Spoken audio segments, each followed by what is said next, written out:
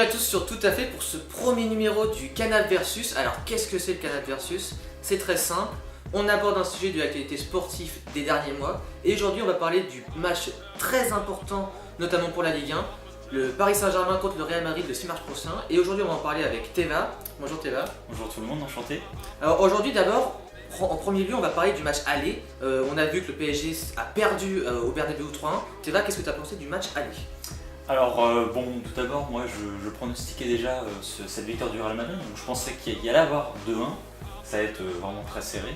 Donc finalement il y a ce 3-1 peut-être un peu sévère pour le Real Madrid, mais ce 3-1 est dû au fait que le PSG a craqué en 5 minutes alors qu'il dominait le match.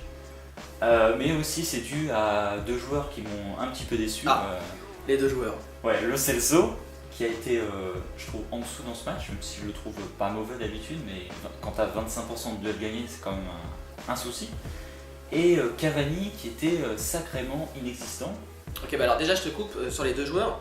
Lo Celso, c'est vrai que c'était son premier match, là, il n'avait jamais participé, il n'avait jamais joué un match aussi important de sa carrière. Et en plus au PSG, il n'était pas tout le temps titulaire, mais c'était vraiment un joueur en progression constante, mais on ne le voyait pas forcément très souvent. On savait qu'il avait du talent. Et c'est vrai, bon, je suis d'accord avec toi, mais il faut pas non plus être trop sévère quand même, parce qu'il a fait 40 minutes d'un bon niveau, et là il a eu le pénalty, voilà, erreur de jeunesse, et en fait après il s'est écroulé, je suis d'accord avec toi. Et voilà, moi aussi j'aimerais vraiment revenir sur Cavani. T'as raison, Cavani il touche presque aucun ballon dans le match, on peut dire, il a été invisible. Dans la surface. Voilà, il a été invisible, je crois qu'il y a 0 passe entre lui, Neymar, lui, Mbappé et lui. Enfin, mais il y a... pareil de l'autre côté. Pareil de l'autre côté, bon. Benzema, on fait 0 passe. C'est vrai, c'est vrai. Mais en tout cas, Cavani, voilà, on sait que c'est un joueur exceptionnel qui peut marquer à tout moment. Donc sur ce point, voilà, je ne suis pas du tout. La question aujourd'hui dans ce cas versus, maintenant que l'aller est passé, on va parler du retour. Alors, voilà, tout le monde est divisé, on ne sait pas ce qui va arriver. Tout le monde pense à une remontada, pourquoi pas, comme l'année dernière, ça paraît pas impossible. Neymar, d'ailleurs, il s'est exprimé à la fin du match, il a expliqué que l'année dernière, il avait fait pire. Bon, les haters, comme on peut les appeler, diront que l'année dernière, sauf qu'il était pas, il est remonté 6-1, sauf qu'il n'était pas avec Paris, il était de l'autre côté, il était avec Barcelone.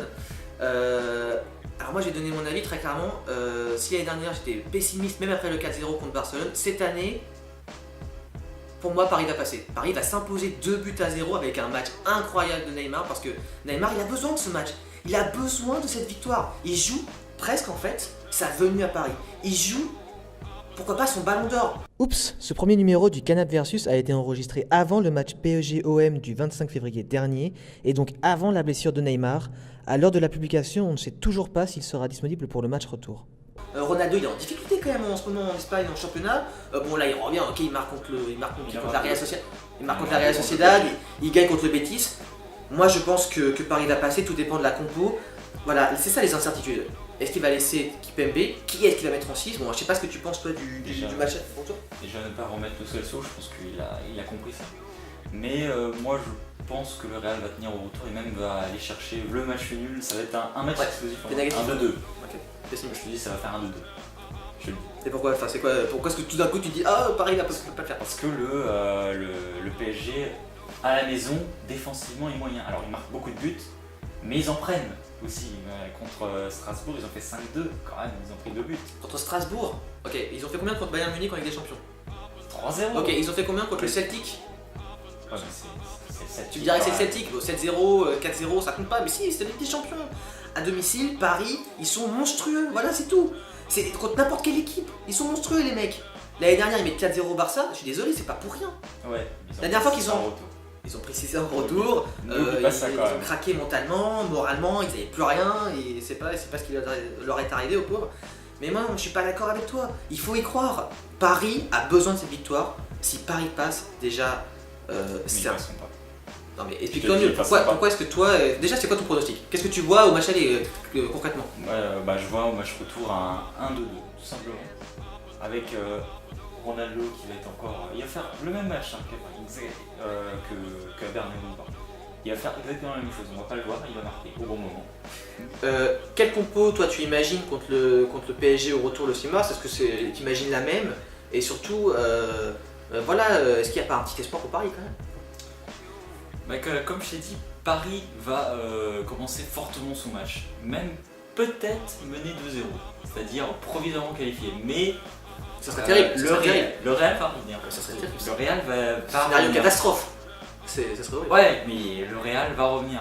Le retour de Carvajal, déjà, c'est une très bonne chose. Et moi, devant, je prendrais quand même un petit risque de mettre Bale cette fois-ci. Même s'il revient de blessure, il n'est pas encore spécialement en forme. Donc, il n'est pas fou, on va dire, dans ses matchs pour l'instant.